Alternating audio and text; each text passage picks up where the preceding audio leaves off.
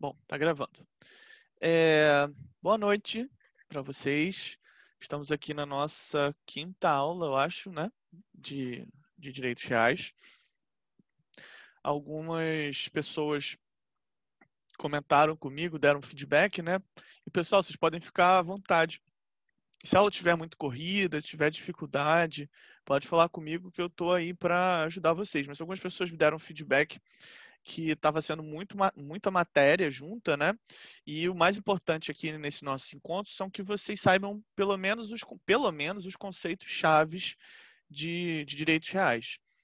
Então, né, até para atender essa preocupação, eu vou diminuir um pouco o ritmo, talvez até dar uma aula um pouco menor, porque a gente está com a matéria em dia, até um pouquinho adiantado, e eu acho que a gente vai conseguir chegar até o final da matéria dentro do nosso PLE.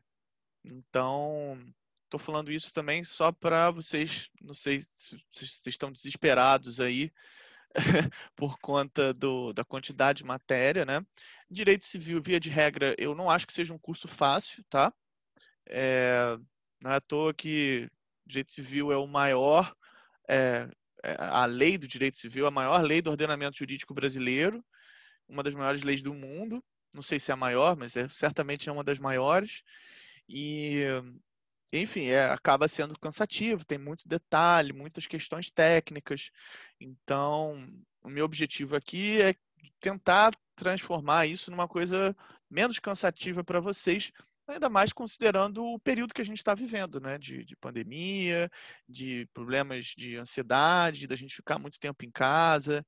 Embora o Rio de Janeiro já tenha descoberto a vacina, né? Todo dia o Rio de Janeiro mostra que já tem a vacina há muito tempo, a galera está aí de boa, a vida seguindo normal, e é isso. Mas, enfim, estou comentando isso com vocês só para dizer que eu estou preocupado com isso.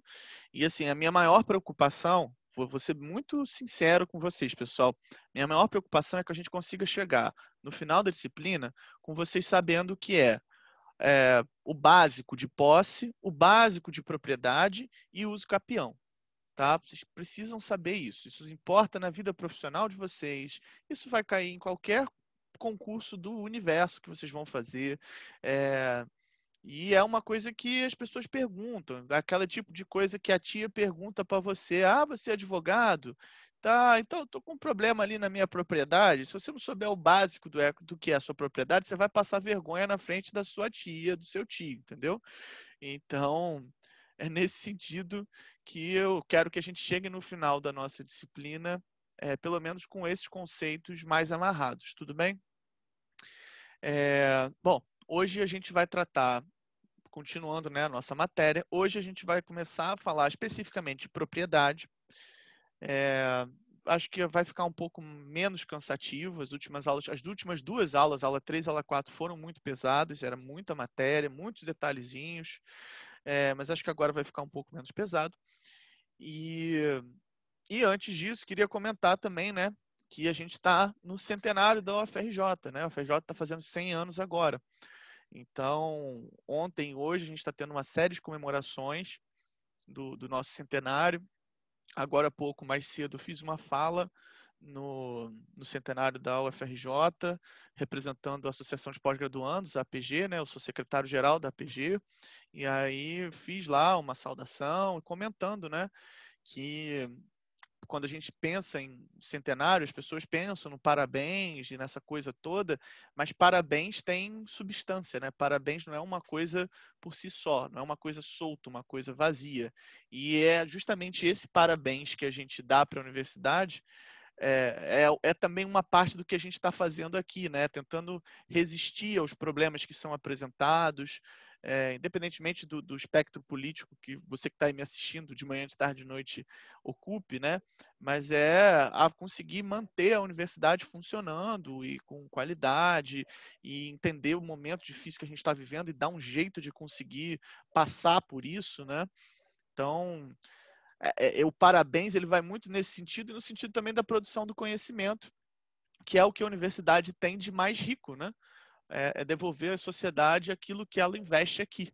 Então, eu acho que esse momento de 100 anos é para a gente também fazer um pouco dessa reflexão de qual é o papel que a universidade tem nas nossas vidas e na vida da sociedade, né? Então, de tentar dar a possibilidade social àquelas pessoas enfim, que querem ascender socialmente, né? Que querem ter acesso a uma parcela da sociedade, né? Uma série de coisas que a sociedade não garante. E a educação é essa escada, é essa coisa que permite que haja uma diferença entre as classes sociais, né? E uma ascensão social na prática. Enfim, não estou aqui também para ficar só falando disso, mas é porque como a gente está no centenário, eu fiz essa fala com as entidades mais cedo, não queria deixar de pontuar isso com vocês, porque eu acho que isso é muito importante e também entender até que ponto as nossas disciplinas de direito não dialogam com isso, né? Então, até que ponto o direito civil não pode ser um direito civil mais inclusivo, mais social, mais humano, né? Entender que os problemas que a gente enfrenta na nossa vida, de alguma maneira, eles estão relacionados com essa superestrutura, para usar um conceito marxista ou lumaniano, né? Com essa superestrutura maior que é o direito por si só, né? Que prende a gente e sustenta a gente. Mas enfim, vamos entrar na nossa matéria de hoje.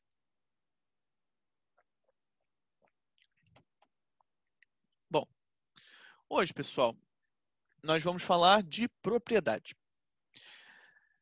Quando eu falo de propriedade com vocês, a primeira coisa, eu já comentei isso por alto com vocês, mas a primeira coisa que eu queria que vocês...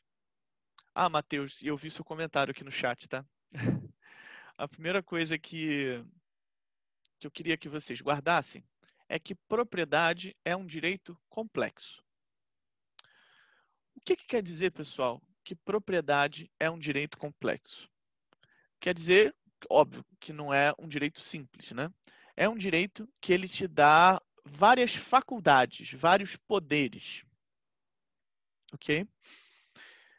Esses poderes a gente vai guardar como GRUD, G-R-U-D, GRUD. Esses poderes ou atribuições da propriedade seriam gozar, são verbos, gozar, reivindicar, usar e dispor. Gozar, reivindicar, usar e dispor. É um direito complexo por isso, porque não é simples, não tem uma coisa só que você pode fazer. Tem 4 coisas que você pode fazer. Perfeito? E quando a gente fala da propriedade especificamente, a gente está falando desses 4 poderes sobre a coisa, mais um título. Então, propriedade seriam os 4 poderes da coisa, mais o título. E aí a primeira dúvida que os alunos costumam apresentar é: mas professor, tudo bem, precisa dos poderes e do título. Mas e se não tiver título? Você tem o quê? Você tem os 4 poderes, mas não tem o título. Nesse caso, a doutrina diz que você tem o domínio. Guardem essa palavra, pessoal, porque essa é uma coisa importante. Vocês precisam saber a diferença entre a propriedade, domínio e posse, inclusive. Beleza? Então, se você não tem o título, se você tem os 4 poderes da coisa, se você tem um GRUD, mas não tem o título, você tem o domínio. Vamos a um exemplo. A gente ainda não trabalhou o uso capião, mas o uso capião aparece em vários momentos da nossa matéria. O domínio é o caso, um exemplo, né? É o uso capiente que já tem o prazo mínimo, já interpôs a ação, mas ainda não tem o título. Então, lembra, pessoal, eu cheguei a comentar isso por alto com vocês.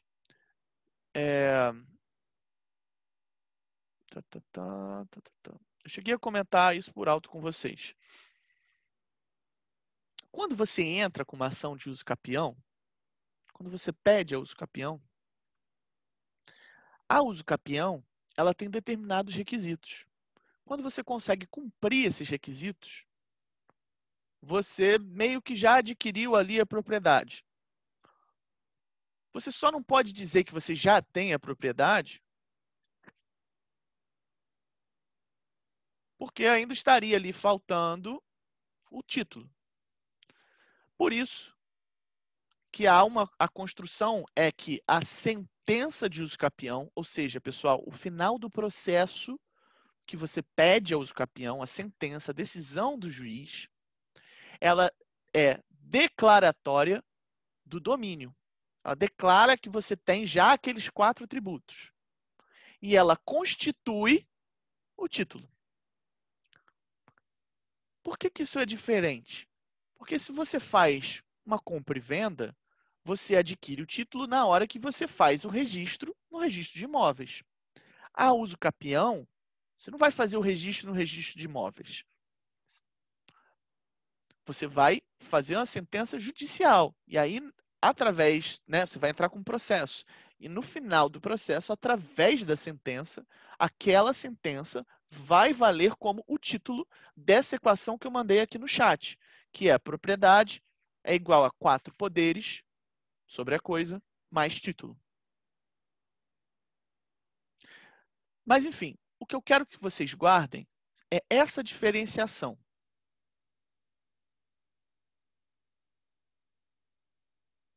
Propriedade é uma coisa, domínio é outra, e posse é uma terceira coisa. E aí, só, né, fazendo essa diferenciação, propriedade pessoal, quando você tem os 4 poderes sobre a coisa, mais título. Beleza. Domínio é quando você tem os poderes sobre a coisa, mas ainda não tem o título. E a posse, pessoal? Quando é que você tem onde é que entra a posse aqui nessa história? A posse é quando você tem pelo menos um desses 4 faculdades, atributos. Faculdades é mais técnico, dessas 4 faculdades da propriedade. É quando você pode só gozar, só usar, só dispor. Nesse caso, você tem a posse. Perfeito? E posse e domínio são. Então, vamos dizer assim: a propriedade estaria aqui em cima, o domínio aqui embaixo e a posse aqui embaixo. Pelo menos em termos de requisitos, né? De quantidade de poder que você tem sobre o bem.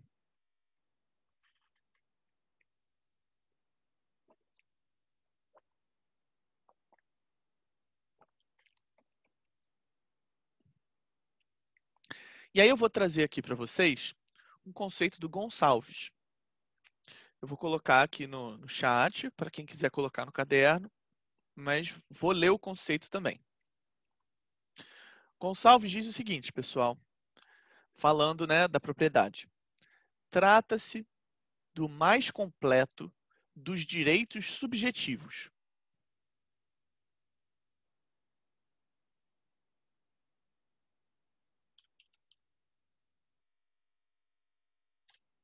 Trata-se do mais completo dos direitos subjetivos. A matriz dos direitos reais e o núcleo do direito das coisas.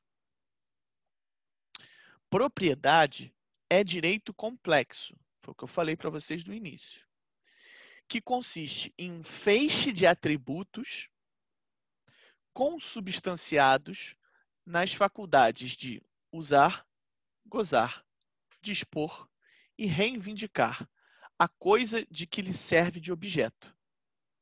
E aí ele cita o artigo 1228.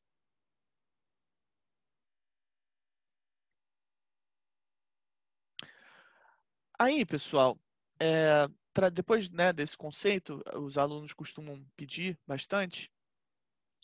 queria colocar que o objeto da propriedade no Código Civil é um bem certo, determinado e tangível.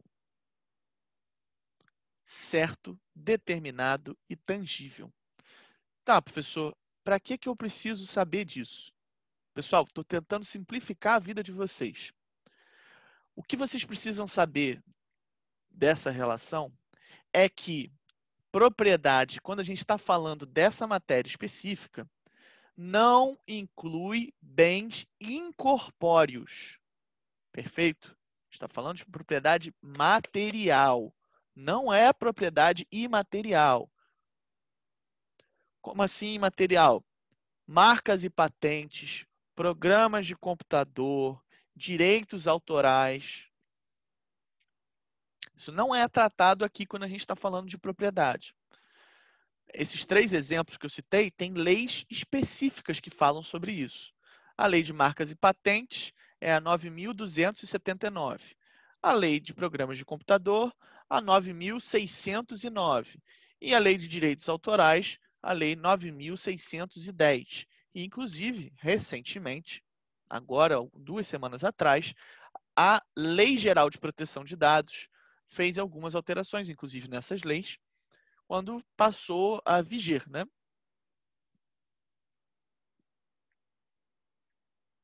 Então, assim, a Constituição conceitua o termo propriedade de uma forma ampla, né? Quando ele fala na proteção da propriedade privada, ele está falando de propriedade para todo mundo. Mas quando a gente está tratando do Código Civil, a gente está se referindo única e exclusivamente ao que o Código está colocando e estamos falando de bens determinados, certos e tangíveis, materiais, ok? Então, é isso que vocês precisam saber disso aqui. Nada de ficar maluco aqui para ficar decorando classificação, beleza? Vamos seguir. A partir do artigo 1228 do Código Civil, 1228, a gente tem um seguinte esquema do Código Civil. Vou mandar o esquema aqui no chat para vocês.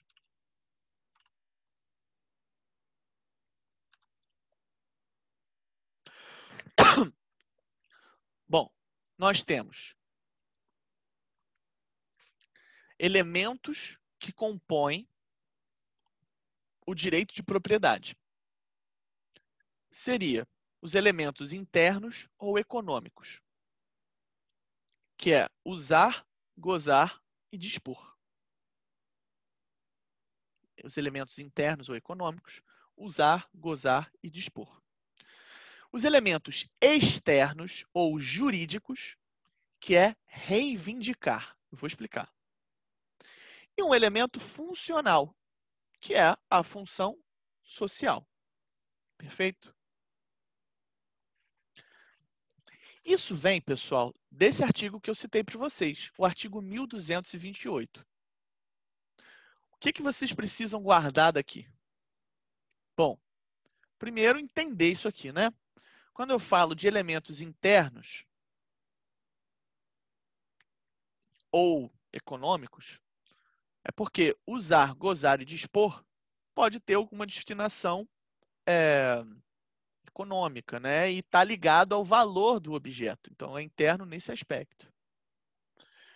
O elemento externo é porque ele existe, ou jurídico, ele existe a partir daquela eficácia erga omnes, contra todo mundo. Isso quer dizer o quê, pessoal? Que o reivindicar é uma coisa de alguma maneira está ligada à possibilidade de você opor aos outros determinado direito. Então você pode virar para o outro e falar: você não vai entrar na minha propriedade porque a propriedade é minha. Ou eu quero entrar aí porque essa casa é minha. Ou saia daqui já porque essa casa é minha. Isso tudo está na reivindicação. Você reivindica aquilo que é seu. Perfeito? Por que é jurídico? Porque essa é uma construção, mais do que uma coisa do mundo real, do mundo concreto, essa é uma construção feita pelo direito. Está lá no contrato social, entende? Por isso que a gente diz que isso é jurídico. E por isso que a gente diz que isso está no plano do externo e não do interno. Porque essa coisa ela está nesse contrato social, essa coisa que existe aí na sociedade, dentro dessa ideia. E quando a gente fala de elemento funcional, a gente está falando de função social da propriedade. Esse elemento ele é trazido também pela nossa Constituição. O direito de propriedade, pessoal, não é um direito absoluto. Não é um direito absoluto. Ele foi relativizado pela função social. Se a propriedade não cumpre a função social, você pode perder o direito da sua propriedade.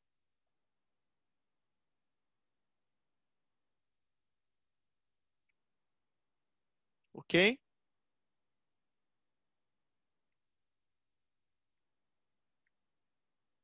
Bom, vou falar mais um pouquinho aqui. Vou só é quase a mesma coisa, só que com outros termos um pouco mais técnicos, ok?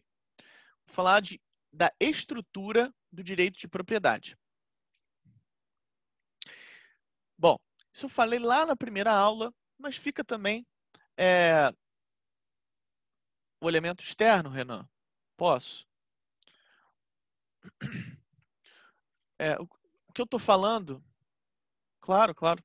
O que eu estou falando é que quando a gente está no elemento interno ou econômico, a gente está falando especificamente de coisas que estão ligadas ao bem que você está ali discutindo. Então, quando você usa um determinado bem, ou quando você dispõe dele, você aliena, você vende, você loca, seja lá a forma de disposição que você queira fazer, isso, primeiro, tem um aspecto econômico, e segundo, está ligado ao valor que aquilo ali tem.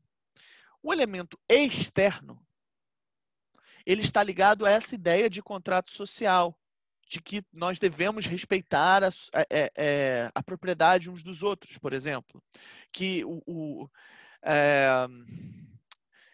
que a Constituição estabeleceu que nós devemos respeitar as leis, e por respeitar as leis, nós devemos respeitar que cada um tenha o seu próprio espaço, a sua própria propriedade, que está colocada dentro de um... Enfim, essa ideia mais geral, entende? Então, quando o elemento externo, reivindicar. Por que você pode reivindicar? Porque para a sociedade, para quem está fora dessa relação, né, aquele determinado bem é seu. E aí você pode reivindicá-lo como seu. Você pode dizer para os outros, ó, isso aqui é meu. E aí, ó, você pode inclusive ter a continuação. Ó, isso aqui é meu, saia do meu terreno. Ó, isso aqui é meu, me deixa passar e entrar no meu terreno, na minha propriedade. Isso para ficar dentro desse conceito de casa, né? Porque não precisa ser necessariamente casa, tá, pessoal? Você pode estar falando também de propriedade de um bem móvel, por exemplo. Mas então vamos para a estrutura do direito de propriedade. O direito subjetivo de propriedade é uma relação jurídica complexa. Já discutimos isso ali no início, da complexidade desse direito. E é uma relação que se forma entre quem detém a titularidade formal do bem e a coletividade de pessoas. Isso foi o que a gente falou na nossa primeira aula. Essa coisa da coletividade, né? Eu até citei agora para vocês, da oponibilidade erga omnes. Eu estou repetindo esse termo, pessoal, porque esse é um termo muito central para a matéria de direitos reais. Eu gostaria muito que vocês guardassem essa ideia da oponibilidade erga omnes, tudo bem?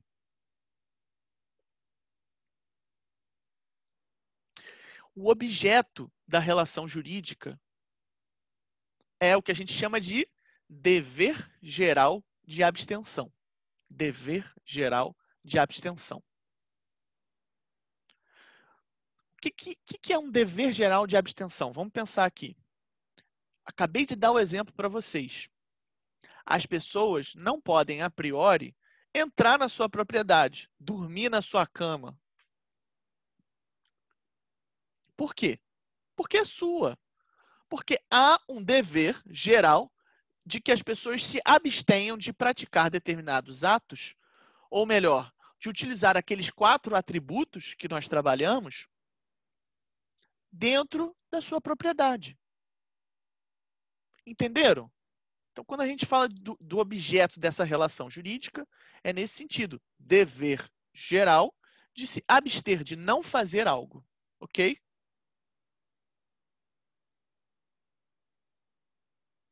Agora, quando a gente está falando de domínio...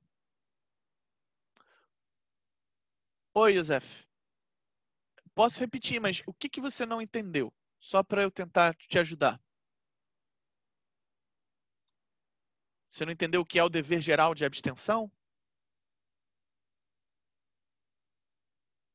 Ok.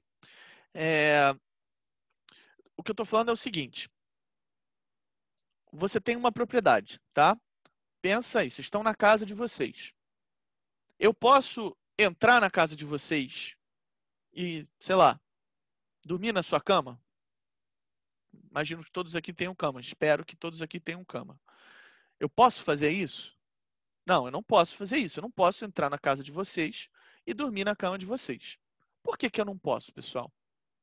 Está aqui, na estrutura do direito de propriedade, a explicação do porquê que eu não posso fazer isso com vocês. No senso comum, a gente diz, isso não é seu. Se não é seu, você não pode fazer. Mas a gente está numa aula de direito. Na aula de direito, a gente vai além, a gente entende como isso funciona. De uma parte, então, quando a gente fala de direito de propriedade, a gente está falando de que, de um lado, é a pessoa que detém a titularidade formal do bem. Então, vamos ao nosso exemplo, da casa ou do colchão. De um lado, você é dono da casa, você tem ali o registro da casa. Ou você é dono do colchão, pode ser também. Do outro lado, está todo mundo que não é você, perfeito? Todo mundo que não é você. A gente chama isso de coletividade de pessoas. É o mundo inteiro, todo mundo. Beleza. Qual é o objeto dessa relação jurídica? Ou seja, o que vai acontecer aqui? De um lado você, do outro lado todo mundo, o mundo inteiro. O que vai acontecer aqui no meio? O que vai acontecer aqui no meio é o dever geral de abstenção.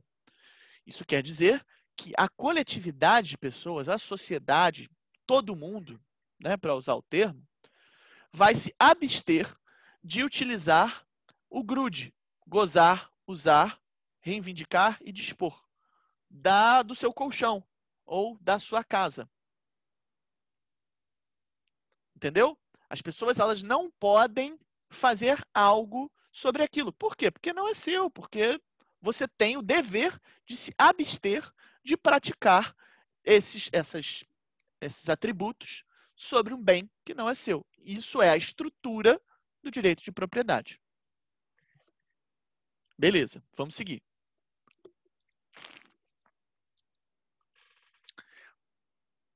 Nada, Youssef, sem problema.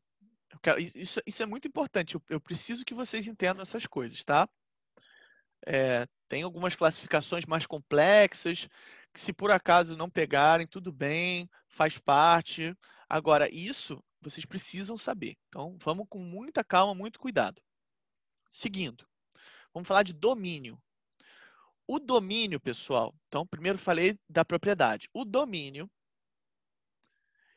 ele repousa numa relação... eu vou falar, vocês vão ficar preocupados, eu vou até mandar aqui no chat. O domínio repousa na relação material. Relação material, pessoal. Relação material concreta, algo que existe na vida concreta, ok? Relação material, de matéria. Então, domínio repousa na relação material de submissão direta e imediata da coisa Lembrando, coisa pode ser tanto casa quanto colchão. Vamos continuar no nosso exemplo de casa e colchão. Então, domínio repousa na relação material de submissão direta e imediata da coisa ao poder do seu titular, mediante o senhorio pelo exercício das faculdades de uso, gozo e disposição.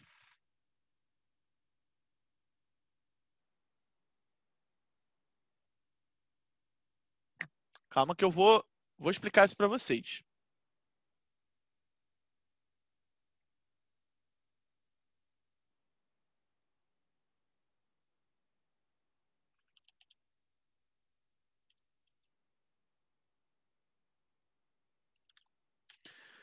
Sim, Vitória, eu estou dentro da ideia de estrutura, tá?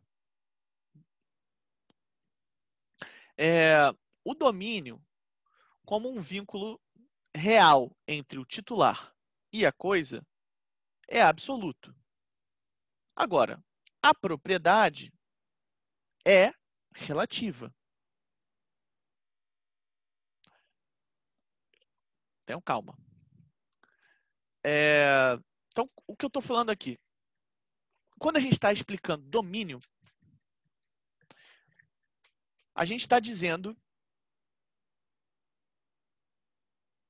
que o domínio ele é algo concreto. Então, a pessoa que tem a titularidade, né, que tem a submissão direta e imediata da coisa, né, ao seu poder, que pode dispor daquela coisa, né, usar, gozar e dispor, tem essa relação de domínio. E o domínio, por ser material, ou seja, gente, ele é uma coisa fática, ele é uma coisa concreta. Por ele ser material, é que ele é chamado de absoluto, porque você pode opor o seu, né, a ideia de domínio, você pode opor contra todo mundo. Por que a gente diz que a propriedade é relativa? E aí eu comentei até por alto, pessoal, vocês podem até ficar com essa dúvida aqui. Poxa, professor, mas você não disse que eu posso reivindicar a propriedade frente a outras pessoas? Isso não faria dela um direito absoluto também?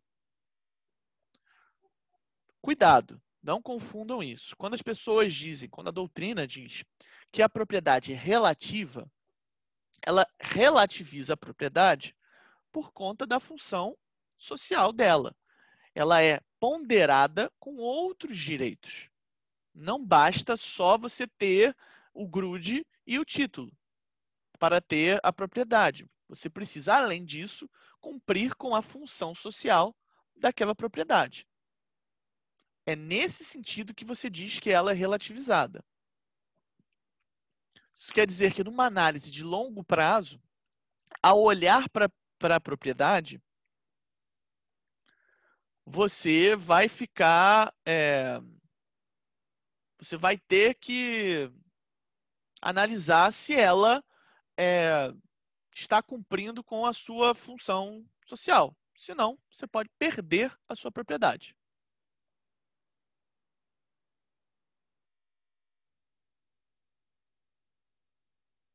A, a transferência da titularidade formal de um bem não implica necessariamente na transferência do domínio, pessoal.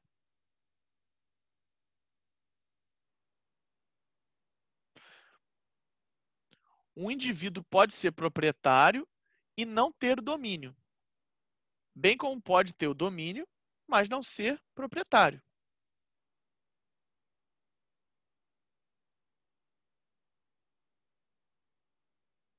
Tanto que tem gente que chama o grude de um poder dominial.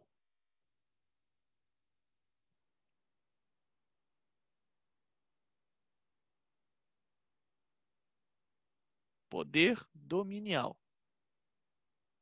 Tem gente que fala de poder dominial. Mas eu quero seguir com vocês, pessoal, porque essa parte aqui, às vezes as pessoas se confundem, mas ela já não é tão central como vocês saberem o que é, sei lá, o conceito de propriedade, ok?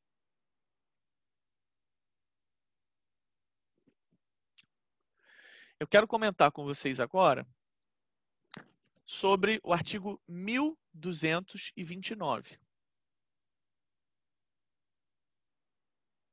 Ele é um detalhe, mas é um detalhe que cai muito em prova, tá? Ele fala da extensão vertical da propriedade. A extensão vertical da propriedade, mandei aqui no chat para vocês.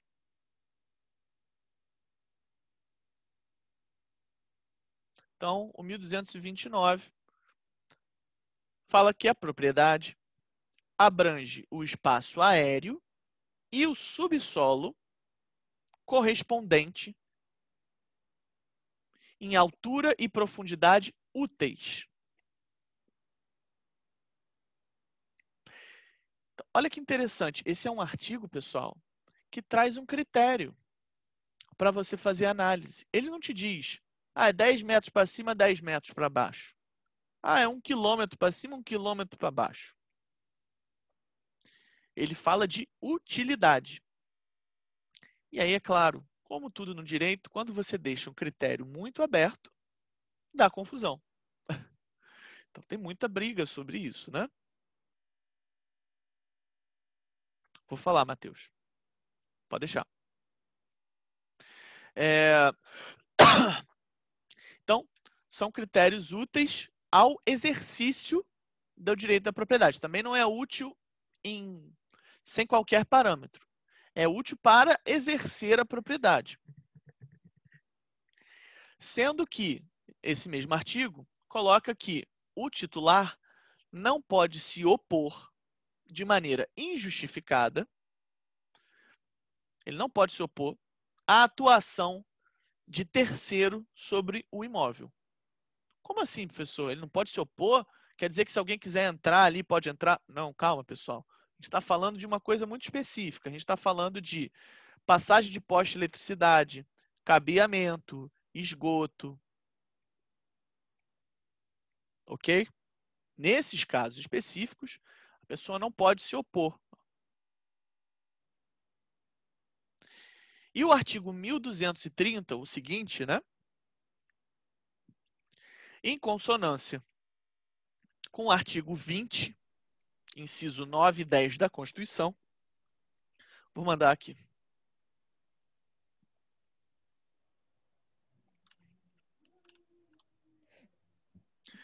Determina que a propriedade do solo não abrangerá, aí a dúvida do Matheus, os recursos minerais do subsolo, os potenciais energéticos, os sítios arqueológicos e outros bens que são determinados em leis especiais.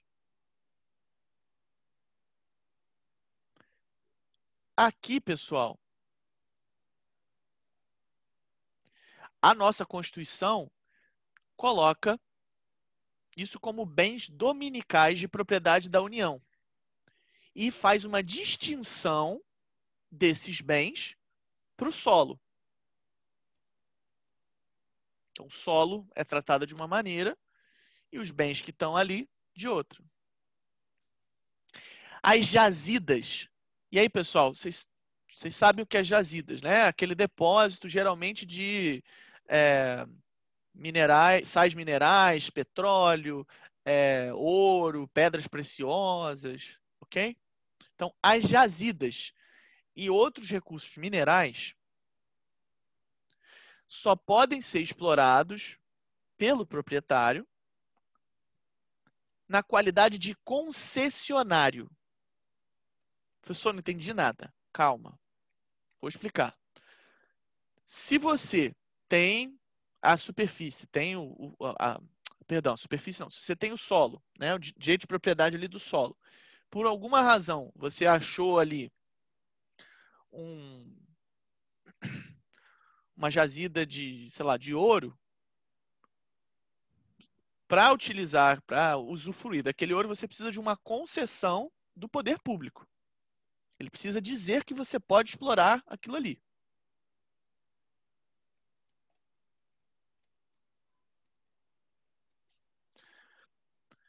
Excepcionalmente, é possível essa exploração direta pelo proprietário.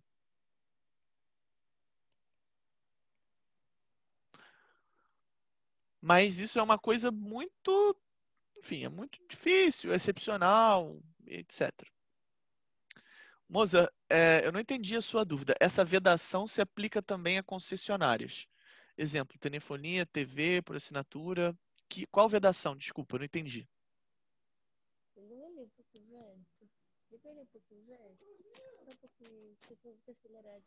Oi, Igor. Boa Oi, noite. boa noite. Impedimento, por exemplo, se uma concessionária precise passar pelo terreno ou uma telefonia ou TV paga, precisa passar um cabeamento especificamente pelo terreno, uma casa, no espaço particular, se eu posso, ou eles têm o direito, se eu posso me opor de forma efetiva, ou se eles isso judicialmente pode ser questionado.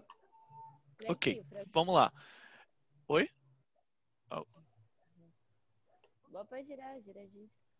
Não, o meu terminou, minha pergunta terminou. Gabriela? Bom, eu vou responder você. Eu não sei se tem mais alguém que tem alguma dúvida, mas se tiver, pode perguntar também. Boa sua pergunta, moça. A gente faz algumas análises nesse caso específico, tá bom? Primeira análise.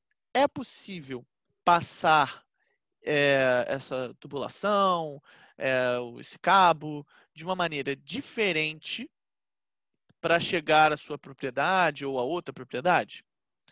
É razoável? Vai ter um custo muito alto ou muito pequeno? Porque se for possível não ultrapassar, não passar pela sua propriedade, isso deve ser feito. Essa é a primeira coisa. Claro, desde que não tenha um custo também exorbitante, porque aí cai no critério ali da utilidade, deixa de ser útil, passa a ser exorbitante, é isso. Então, essa é a primeira coisa que a gente tem que analisar.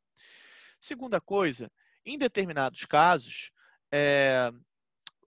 quando é uma coisa que, por exemplo, você tem que botar muitos postes, ou você tem que fazer alguma coisa que vai causar um incômodo muito grande para a propriedade, ou inclusive a gente analisa sobre o critério econômico. Ao passar o poste, você vai tirar valor daquela propriedade. Então, sei lá, tinha uma vista linda para a praia de Copacabana. Aí, vamos dizer que você... É um exemplo muito doido, tá? Mas vamos dizer que tem uma vista linda para a praia e aí você precisa passar dentro do prédio de tal maneira que o troço vai ficar na frente da vista, vai tirar a vista do prédio inteiro, ou de vários andares do prédio. Nesse caso específico, você pode brigar por aquilo ali, porque aquilo ali vai ter um impacto econômico. E aí, pessoal, lembrem, essa é uma dica para a vida, tá? Quando a gente está estudando direito civil, a gente não tutela bem moral via de regra. Né? Claro que tem o dano moral, a moral é tutelada, mas a gente sempre em algum momento, mesmo no debate sobre dano moral, sobre responsabilidade civil e etc., a gente vai chegar na pecúnia, no dinheiro. Embora o direito civil tenha passado por uma despatrimonialização enorme, no sentido de tentar pensar mais nas relações das pessoas e menos no dinheiro, no final das contas, pessoal, a gente sempre acaba chegando no dinheiro.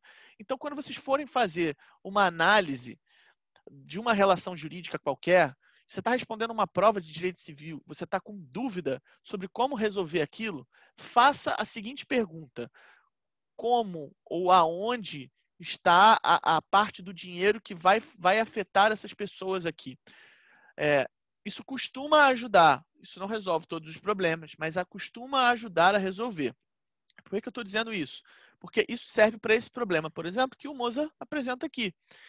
O que a gente vai analisar aqui é uma análise econômica, é onde isso aqui vai dar um problema. Então, por exemplo, a pessoa que tinha esse apartamento, o apartamento valia 100 mil, não, vamos dizer, 1 milhão, Aí, pô, agora vai ter um poste, o apartamento não vai valer 1 milhão, ele vai valer meio milhão, entendeu? Vai perder 50%. Então, nesse caso, você pode pedir que seja colocado em outro lugar, e aí fazer uma análise do custo.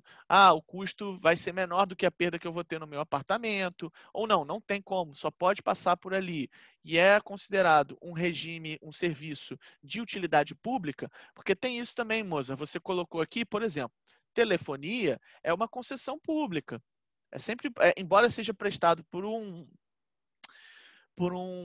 empresa privada, os serviços de telefonia, eles são públicos, a priori.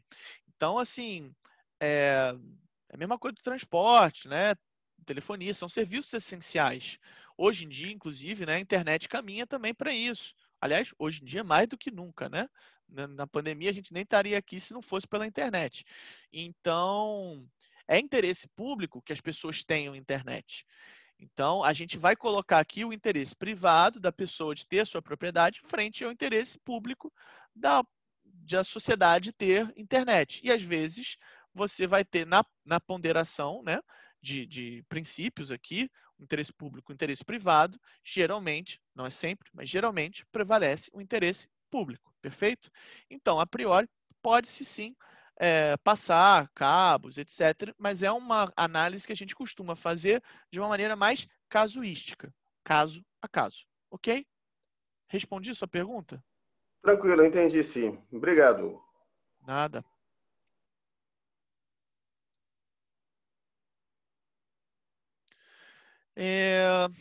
Bom, vamos continuar então. Eu estava comentando com vocês essa questão. Pode falar, Thaisa. Thaisa.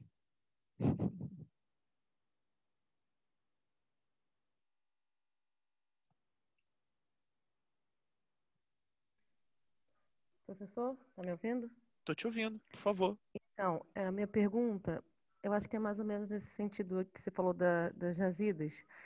Por exemplo, se eu adquiro uma propriedade e na minha propriedade ela é atravessada por um rio ou tem uma fonte de água natural, por exemplo, eu tenho o direito de explorar economicamente esse recurso, por exemplo. Já aconteceu, acho que algumas pessoas já devem ter passado por isso, mas de ter que pagar para usar, por exemplo, ter acesso a uma cachoeira que está dentro de uma propriedade privada.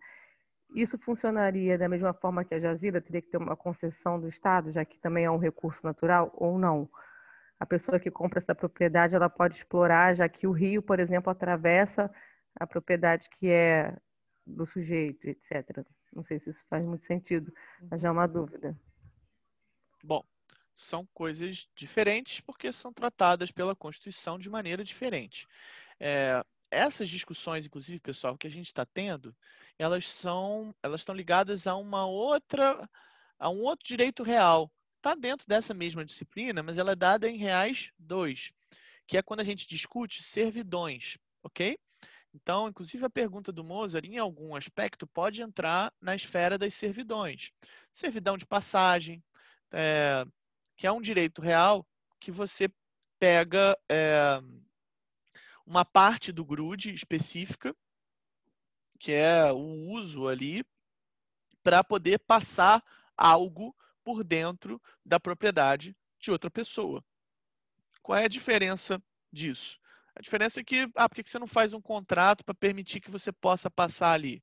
É porque o contrato ele tem prazo, ele termina, a pessoa pode não querer mais. A servidão de passagem ela fica como garantia para que a pessoa, sei lá, ela queira pegar água no terreno, mas para pegar água no outro terreno, no riacho, ela precisa passar por dentro de um outro terreno, de um outro prédio. Isso é muito comum, principalmente região rural, né? Você quer levar o boi, por exemplo, para tomar água num riacho. Ele precisa passar por dentro de uma propriedade específica.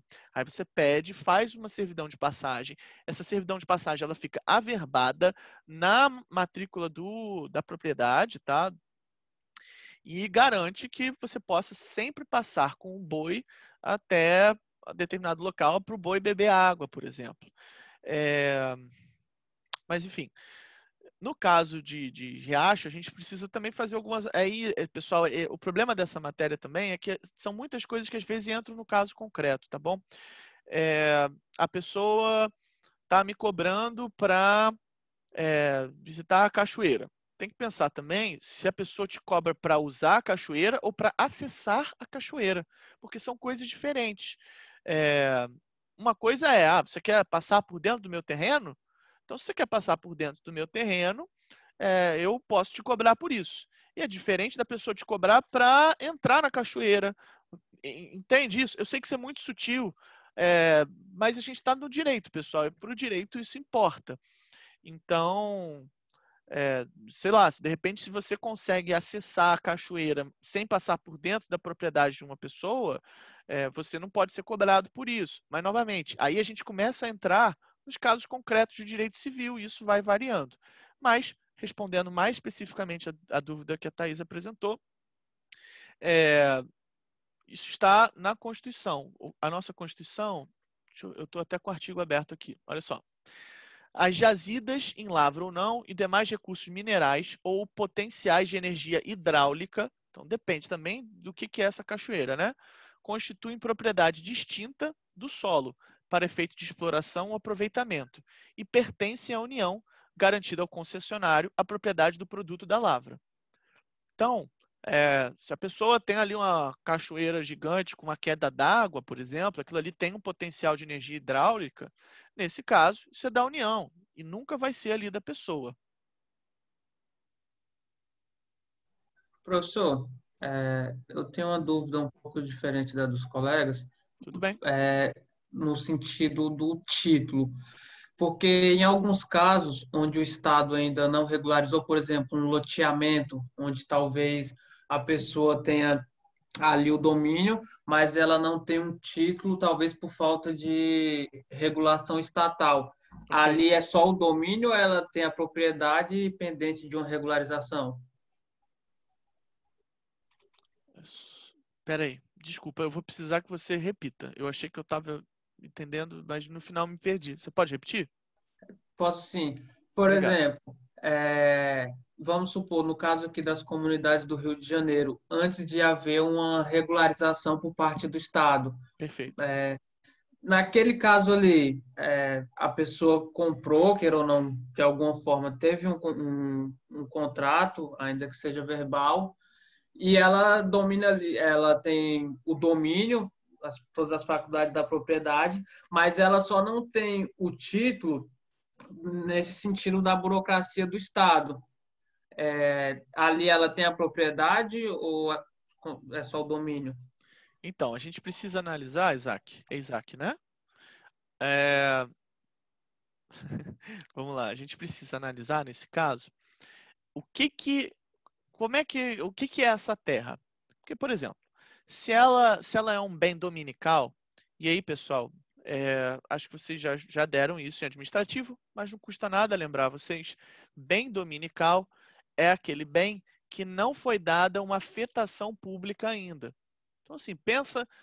Eu vou falar um absurdo jurídico, mas é só para vocês entenderem. É aquele bem que não serve para nada, que o Estado não está usando para nada. Não é uma praça, não é uma escola, entenderam? Só para ficar fácil para vocês entenderem, tá? Estou sendo aqui super atécnico, mas é só para tentar ajudar. Então, Isaac, uma das coisas que a gente precisa olhar é o seguinte: o bem, essa área era um bem da União, era um bem dominical, era um bem público de alguma forma.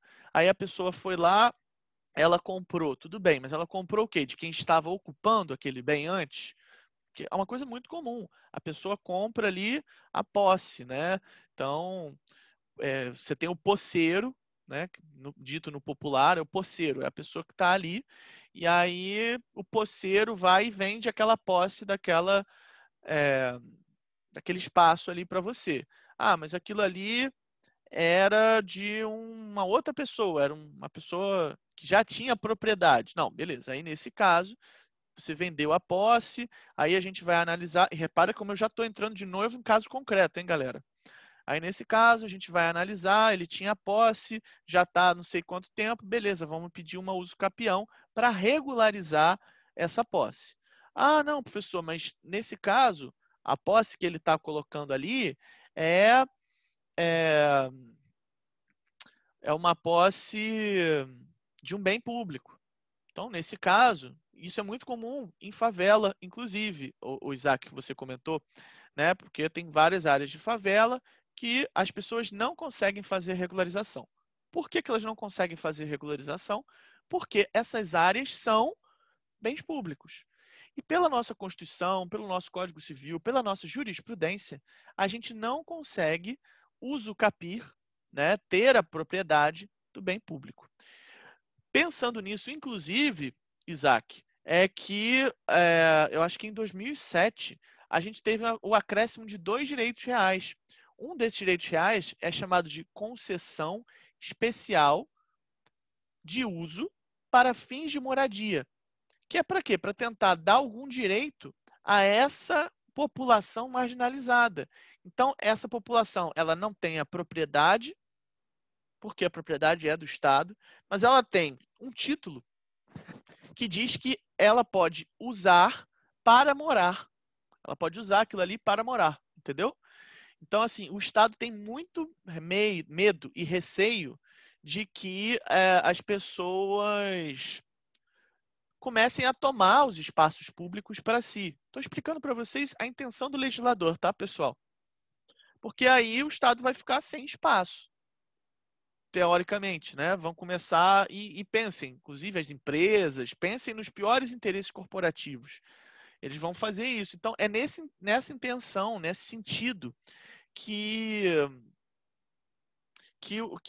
a nossa Constituição foi feita para proteger as terras públicas, as terras do Estado. Por isso que não há possibilidade de fazer isso. Inclusive, eu ia comentar aqui com vocês ainda sobre essa questão das jazidas, pessoal. Olha só, é uma notícia de 2012. Vou colar aqui no chat para vocês. O direito de propriedade do solo abrange o subsolo, porém, o seu alcance é limitado a uma profundidade útil ao seu aproveitamento, o que impede o proprietário de se opor a atividades realizadas por terceiros em espaço sobre o qual ele não tenha interesse legítimo.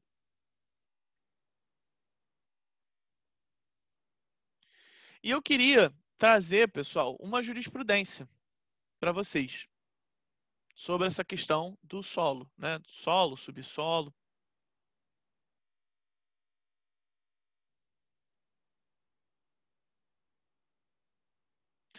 É sobre uma mineradora. Eu vou ler aqui para vocês, tá? Mas já está explicadinho. Veio direto do Dizer o Direito, né? Do site Dizer o Direito. Novamente, para ajudar vocês, e porque eu vou ler também, eu vou colar aqui no chat. Se vocês quiserem copiar e colocar no caderno de vocês, ou só acompanhar, vocês fiquem à vontade, tá bom? Então, é longo aqui. Então, estou copiando aqui.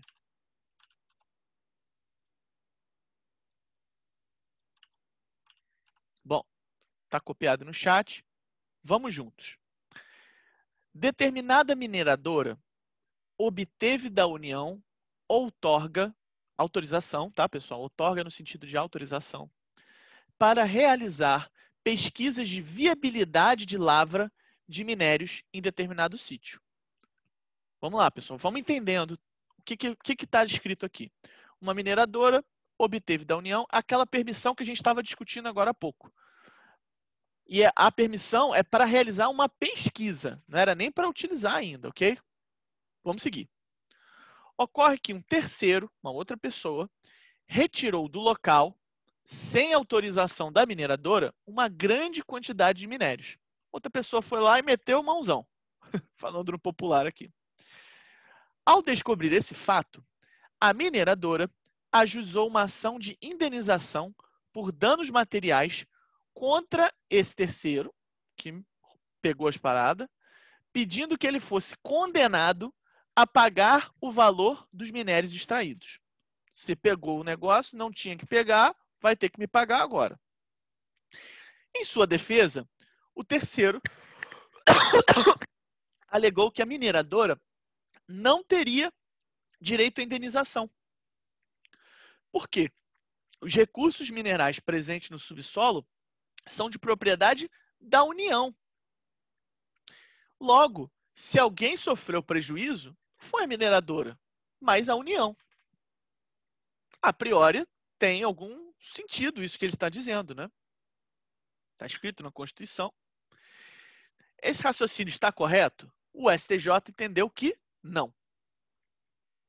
O STJ entendeu que o terceiro que explorou clandestinamente, sem autorização, a área objeto de outorga para pesquisa de viabilidade de lavra deve sim indenizar o particular que possuía o direito de pesquisa. E aí, aqui é que é a parte mais interessante. Ainda que a União seja proprietária exclusiva das reservas minerais, no solo e no subsolo, ao concessionário particular, a mineradora, é garantida a propriedade do produto da sua exploração, fazendo emergir da nossa ordem constitucional o princípio do livre acesso aos recursos minerais. A fim de ordenar o livre acesso aos recursos minerais, aí ele traz aqui o Código de Mineração. É uma coisa mais específica, né? O Código de Mineração utiliza-se do direito de propriedade e, por consequência, assegura ao pesquisador, de forma exclusiva, a futura exploração da reserva pesquisada, bem como a possibilidade de eventual negociação desse direito. Ele podia, inclusive, negociar, tá? Ele podia ter dado esse direito para outra pessoa lá. Terceiro que explora clandestinamente e ilicitamente a reserva pesquisada atenta contra o direito de propriedade e causa dano direto ao legítimo pesquisador, devendo, pois, ressarcir-lhe integralmente o prejuízo. Está ali no STJ, terceira turma, no informativo 556.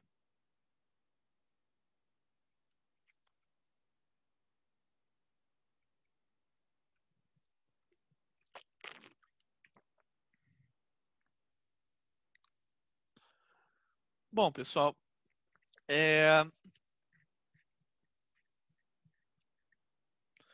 estou pensando aqui se eu paro a aula por aqui.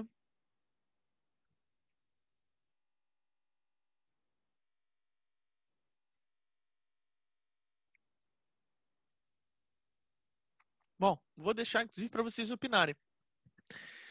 Eu tenho mais uma coisa para comentar, que é a ação reivindicatória. É uma página só. Vocês querem que eu pare a aula por aqui ou continuo?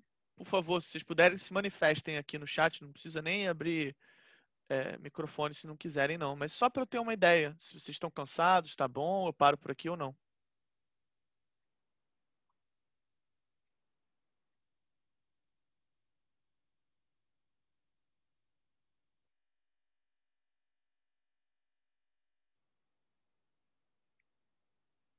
Termina, Mariana, termina logo significa que a gente... Ah, de dar a matéria.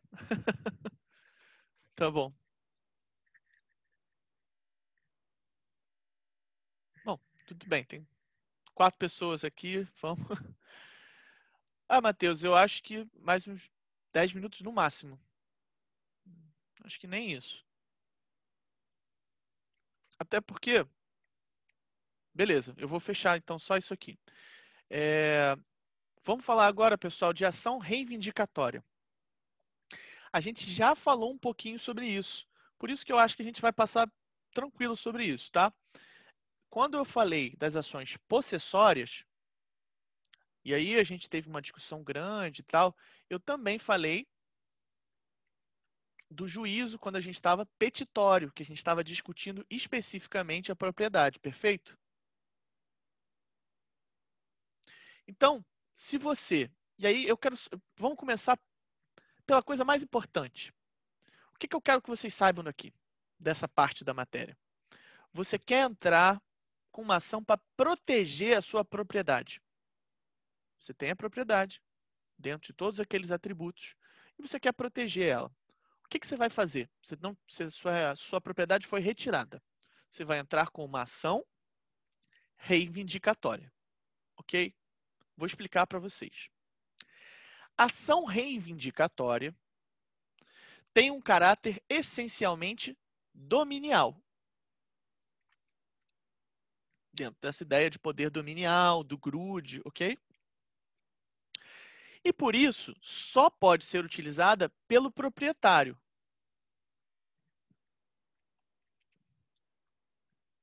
Nessa ação, o autor deve provar o seu domínio,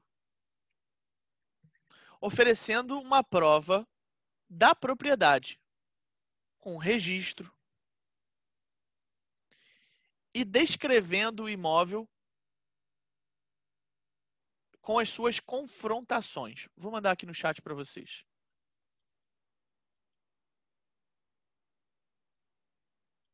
Aqui.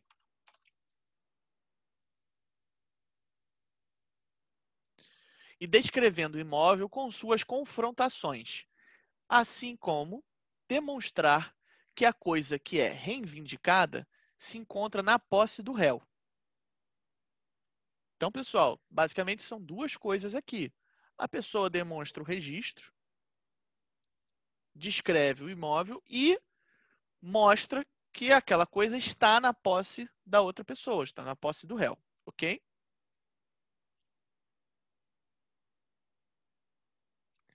Você coloca para a admissibilidade dessa ação, né? Coloca a titularidade do domínio pelo autor, que é comprovada geralmente pelo título, né? Pelo título escrito. A individuação da coisa. Você precisa saber. E aí, pessoal, eu estou falando de individuação. Geralmente as pessoas pensam em propriedade em casa. Pô, professor, mas é óbvio que eu vou saber qual é a casa. Tá, tudo bem. Embora você também precise dizer que é a casa no local tal, com a área tal e tal. Mas pensa, por exemplo, em bem imóvel. Pensa no colchão. Você precisa dizer qual é o colchão específico que a outra pessoa tá. Só para entender por que isso é importante. E a terceiro requisito, é a outra pessoa estar na posse ou numa detenção injusta.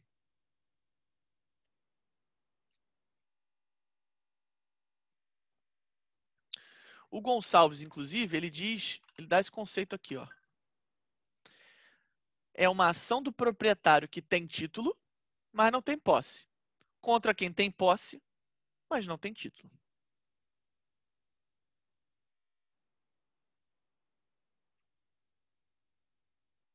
A ação reivindicatória é uma ação real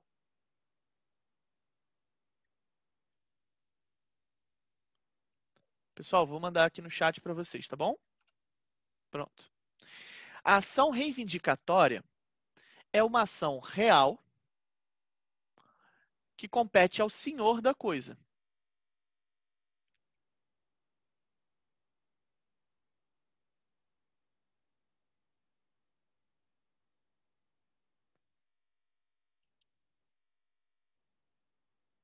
Ela é imprescritível.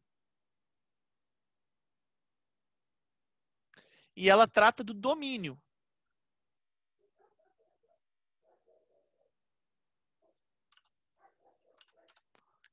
Ela trata do domínio que é perpétuo. Como assim, pessoal? O domínio é perpétuo? Sim, pessoal. Porque você não perde os atributos da propriedade se você não utilizar.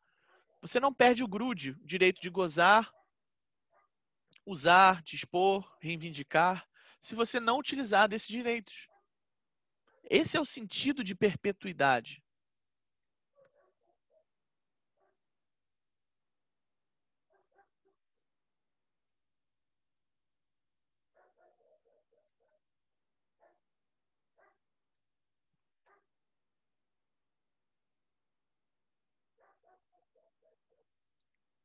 Tem algumas especificidades, eu vou comentar por alto com vocês, quanto a, por exemplo, direito hereditário, a forma da aquisição da propriedade, e aí, em determinados casos, você precisa do que a gente chama de outorga uxória, que é a vênia conjugal, né? Que é a permissão de a outra pessoa para você fazer isso. Mas, sinceramente, eu não vou entrar nisso aqui com vocês, por duas razões. Primeiro que vocês vão trabalhar isso novamente em processo civil. Segundo que vocês vão trabalhar isso novamente em direito de família. Então eu acho que se eu tratar desse tema aqui com vocês, vai ficar mais confuso por ser muita matéria do que vai ajudar vocês.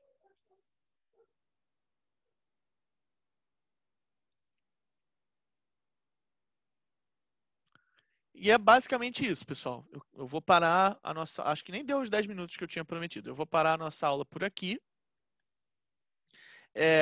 A nossa próxima aula, eu vou começar tratando das teorias que fundamentam o direito de propriedade. Então, qual é por que o direito de propriedade existe, né? Da onde vem isso? Quem disse?